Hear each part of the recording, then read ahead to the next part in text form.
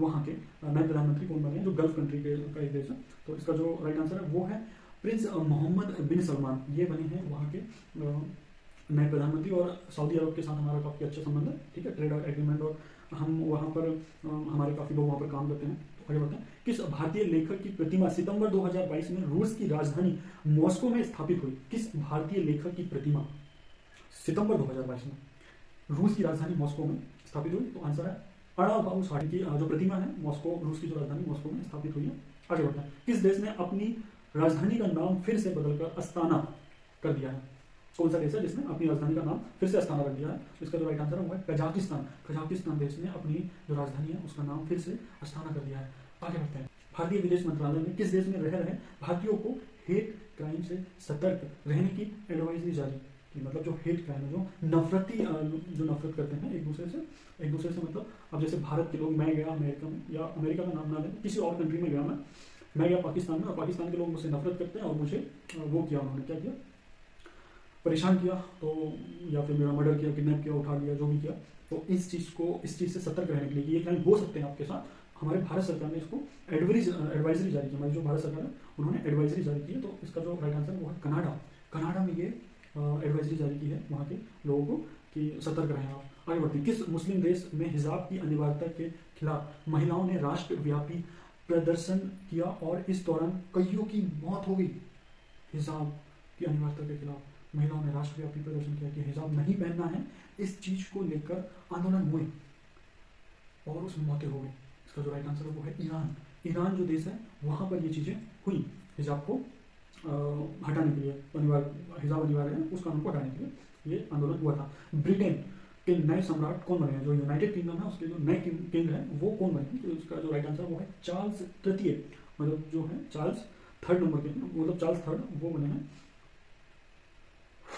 Britain के नए सम्राट। आगे बढ़ते हैं। जो ब्रिटेन की महारानी है एलिजाबेथ सेकेंड, उनका निधन 8 सितंबर को किस राष्ट्र में हुआ? इसका जो राइट आंसर है वो है स्कॉटलैंड कहाँ है? यूरोप में। आगे बढ़ते हैं नेक्स्ट क्वेश्चन। और हमने यहाँ पर उनके निधन पर हमने हमारे जो राष्ट्रपति थे वो गए थे और हमने राजकीय शोक मनाया था एलिजाबेथ सेकेंड के निधन पर। ठीक है, आगे बढ़ते हैं। बांग्लादेश की प्राइम मिनिस्टर शेख हसीना के भारत दौरे के दौरान दोनों देशों के बीच कितने समझौता ज्ञापन MOU पर साइन हुआ? मतलब हमने कितने समझौतों पर साइन किया भारत और बांग्लादेश के प्रधानमंत्री? बांग्लादेश की प्रधानमंत्री है वो है शेख हसीना।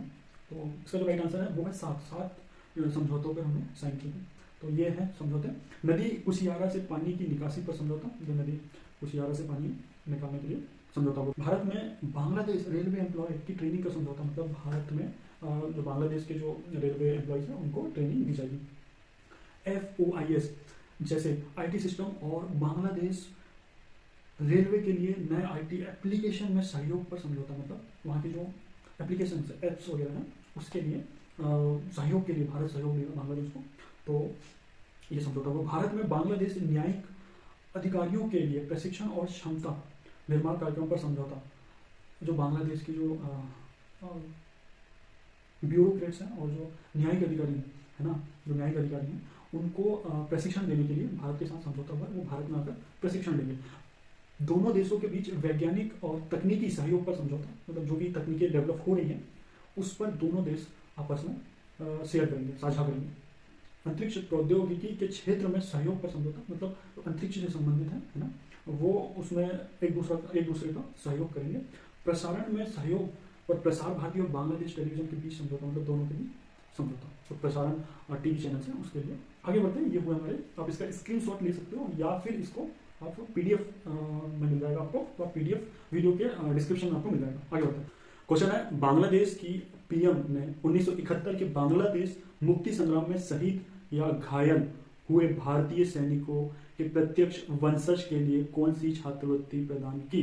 तो इसका जो राइट आंसर है वो है बांग्लादेश की जो छात्रवृत्ति है, जो मुक्ति संग्राम में शहीद हुए है ना, घायल हुए भारतीय सैनिकों को प्रत्यक्ष वंशजों के लिए, जो उनके जो पुत्र नाती, इनको छात्रवृत्ति देने के लिए जो छात्रवृत्ति निकाली गई, उस छात्रवृत्ति का नाम है मुजीब छात्रवृत्ति, जो कि बांग्लादेश द्वारा दिया जाता है भारतीय सैनिकों को, जो पूर्व भारतीय सैनिक हैं उनको दिया जाता है। दक्षिण अमेरिका के किस देश में भारत के नए दूतावास का उद्घाटन विदेश मंत्री S जयशंकर ने अगस्त 2022 में किया? तो मतलब दक्षिण अमेरिका, जहाँ पर ब्राजील है, अर्जेंटीना है, तो यहाँ पर कौन से देश में दूतावास का उद्घाटन किया हमारे विदेश मंत्री एस जयशंकर जी ने? तो इसका जो राइट आंसर है वो है पराग्वे। पराग्वे देश में ये उद्घाटन हुआ है, नया दूतावास बना है वहाँ पर। ठीक है, अगला क्वेश्चन है, पीरियड प्रोडक्ट को मुफ्त बनाने वाला पहला देश कौन बना है? जो महिलाओं को जो पीरियड्स होते हैं, वो जो प्रोडक्ट्स उसमें जो यूज होते हैं उसमें मुफ्त देने वाला महिलाओं को, वो कौन सा देश बना है? तो इसका जो राइट आंसर है वो है स्कॉटलैंड। ये स्कॉटलैंड एक डेवलप कंट्री है और ये है यूरोप में, है ना? तो यूरोप में है ये स्कॉटलैंड, जैसे स्वीडन हो गया वैसे ये डेवलप कंट्री। आगे बढ़ते हैं, श्रीलंका के नए राष्ट्रपति कौन चुने गए हैं? तो जो श्रीलंका है भारत के दक्षिण में, वो उसके जो नए राष्ट्रपति हैं वो चुने गए हैं रानिल विक्रम सिंघे। ये वहाँ के नए राष्ट्रपति चुने गए हैं और श्रीलंका में काफ़ी क्राइसिस चल रहे हैं, इकोनॉमिक क्राइसिस चल रहे हैं। वहाँ की जो कीमतें हैं बहुत ज़्यादा बढ़ गई है, जो डेली यूज़ की कीमतें हैं जैसे आटा हो गया, सब्जी होगी, इनकी कीमतें बहुत ज़्यादा बढ़ गई है। तो आगे बढ़ते हैं नेक्स्ट क्वेश्चन, श्रीलंका के नए प्रधानमंत्री कौन बने हैं? तो इसका जो राइट आंसर है वो है दिनेश गुणवर्धने। ये बने हैं नए प्रधानमंत्री श्रीलंका के।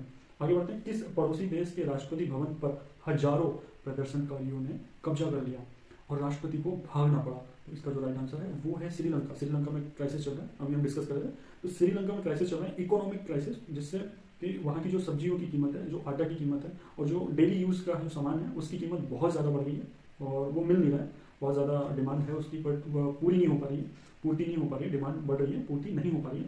तो इसका जो आंसर है वो है श्रीलंका। श्रीलंका में हजारों प्रदर्शनकारियों ने राष्ट्रपति भवन के को घेर लिया था। आगे बढ़ते हैं, संयुक्त राष्ट्र ने तुर्की के किस नाम को स्वीकार किया? संयुक्त राष्ट्र ने तुर्की के किस नाम को स्वीकार किया? इसका जो राइट आंसर है वो है ए, तुर्कीये। तुर्कीये जो है वो इस नाम को स्वीकार किया है संयुक्त राष्ट्र।